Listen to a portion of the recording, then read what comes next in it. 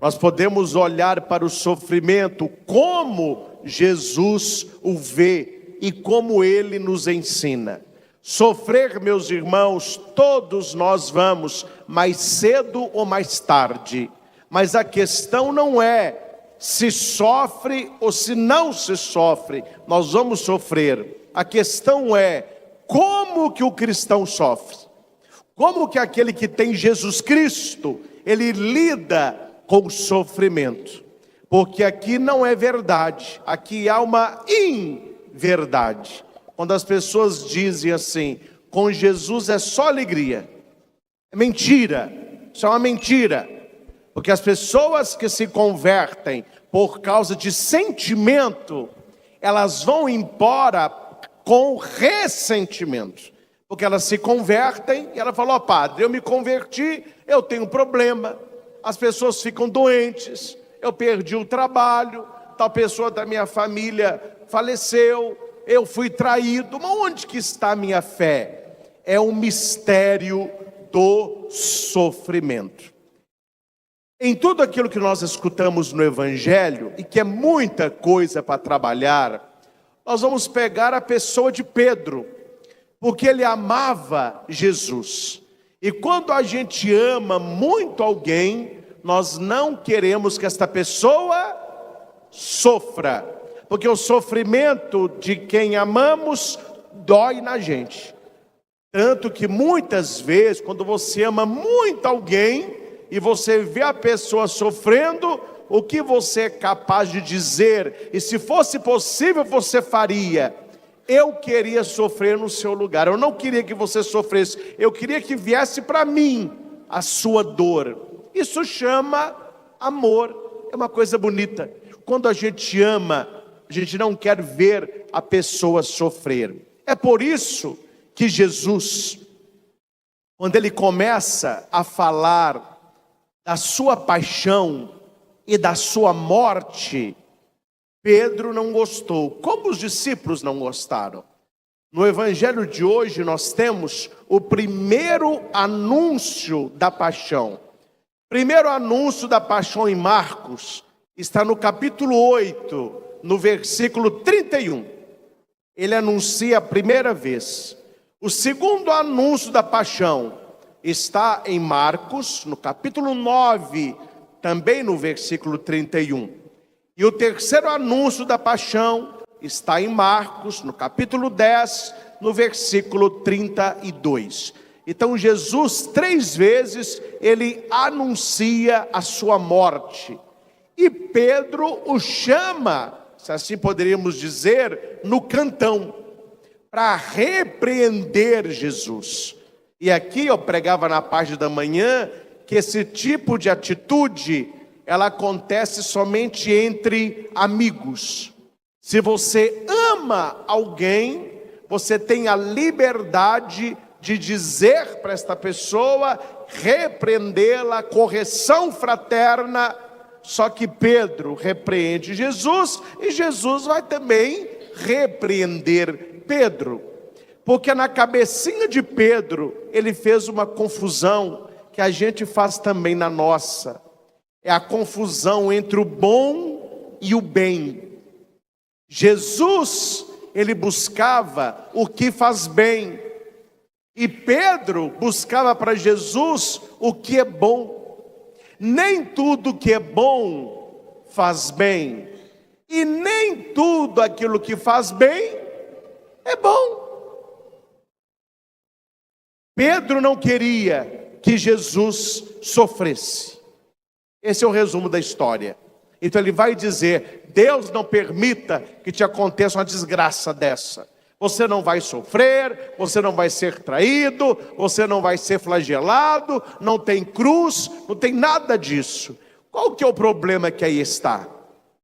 É porque Pedro no evangelho simboliza eu e você. Nós, me desculpe aqui a franqueza, não temos vergonha de chegar para Deus e dizer para Deus o que Deus deve fazer. Não é Deus que está dizendo o que você deve fazer, é você que está mostrando para Deus o que é que deve ou não acontecer. Aí Pedro vai ouvir, não é? Afasta de mim, Satanás. Você não pensa as coisas de Deus, você pensa as coisas dos homens. Claro que Pedro estava possesso ali de um demônio. Por que Jesus chama Pedro de Satanás? Porque o demônio era o primeiro interessado que Jesus não sofresse. Era o primeiro interessado que Jesus não fosse flagelado e não morresse numa cruz. Que se isso não acontecesse, nós estaríamos ainda nas garras de Satanás. A morte de Cristo na cruz nos libertou. Então, muitas vezes, essa palavra que você ouve no ouvido, esse sentimento que você sente no coração, esses movimentos que você sente no seu interior, não vem de Deus, mas vem do diabo, colocando no seu coração que se você tivesse fé, você não sofreria. Que se Jesus tivesse poder, você não teria problemas. É aqui o terreno onde o diabo mais trabalha. Porque quando vem o sofrimento, ao invés do cristão dobrar a fé, muitos perdem a fé. Muitos afastam da igreja. Muitos tomam birra de Deus e não rezam mais. Quer dizer, o plano do diabo aconteceu de maneira plena e gloriosa. Jesus, ele vai mostrar para Pedro que não é apenas uma questão dele sofrer, mas que todos aqueles que o seguissem iriam também sofrer. Se alguém quiser me seguir, renuncie a si mesmo, tome a sua cruz e siga-me. É por isso que os cristãos católicos, nós não somos, claro, a maioria da sociedade, né?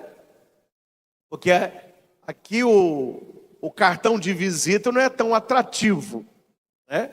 A gente vê um outdoor, está escrito assim, inauguração do shopping, praça de alimentação, e coloca aquelas macas mais deliciosas. Você olha e fala, delícia, ali eu vou. Saldão do mês de setembro. Peças maravilhosas com 40% de desconto. Opa, vamos lá, vamos economizar.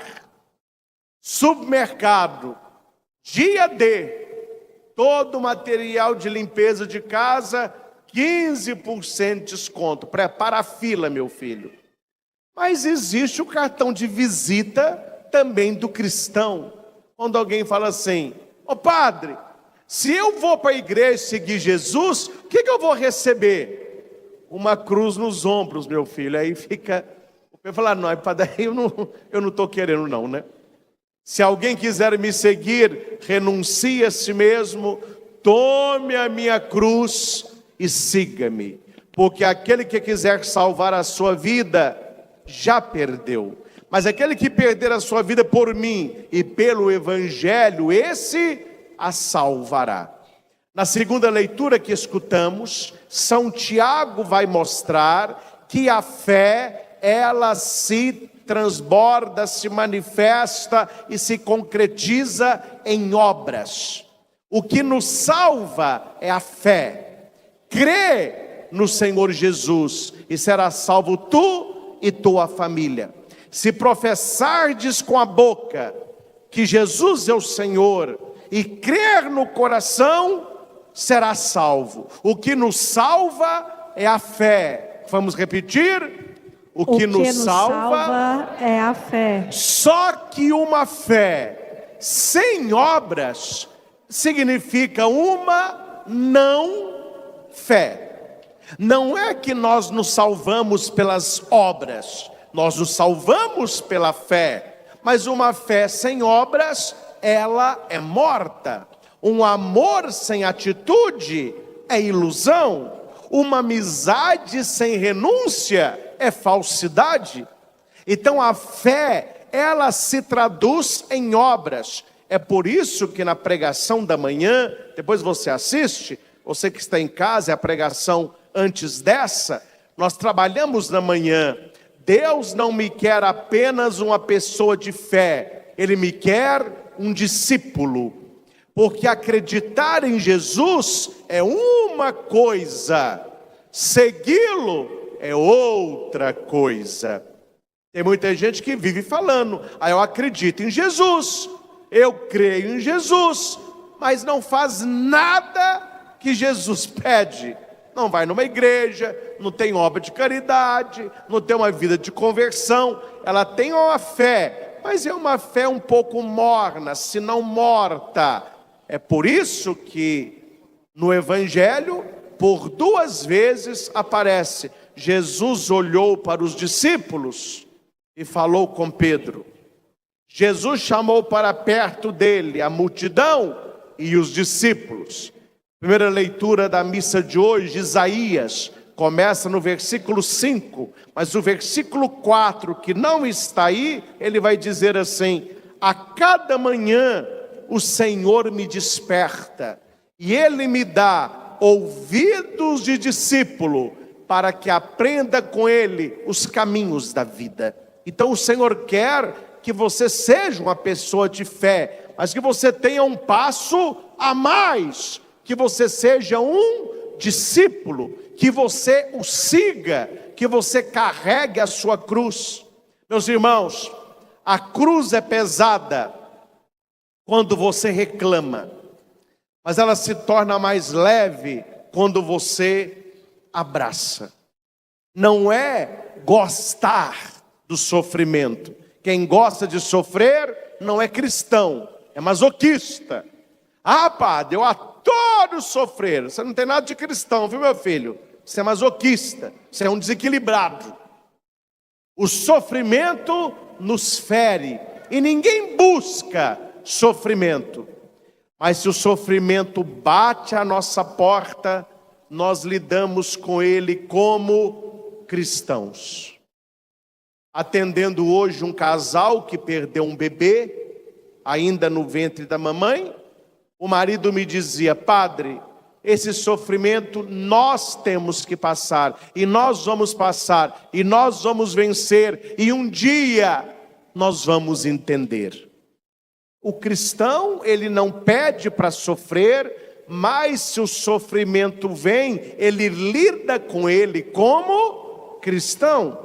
E é possível transformar problema e sofrimento em triunfo. O problema de Pedro foi esse.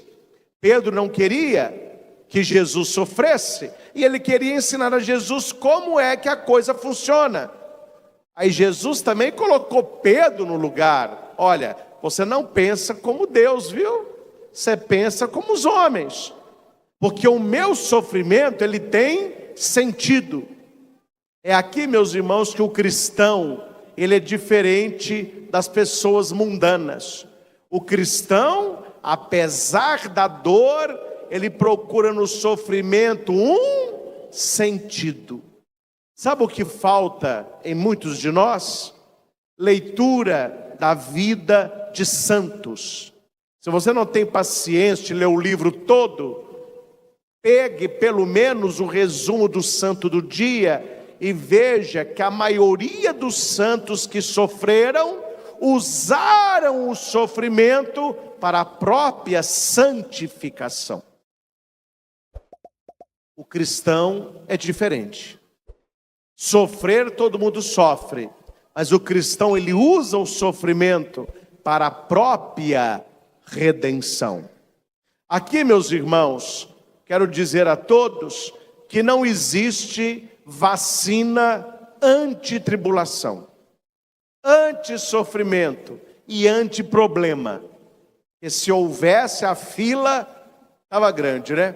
Não tem uma vacina para a gente não sofrer. Olha, gente, quem dera, não há. O sofrimento, uma hora ou outra, ele vai chegar na nossa vida.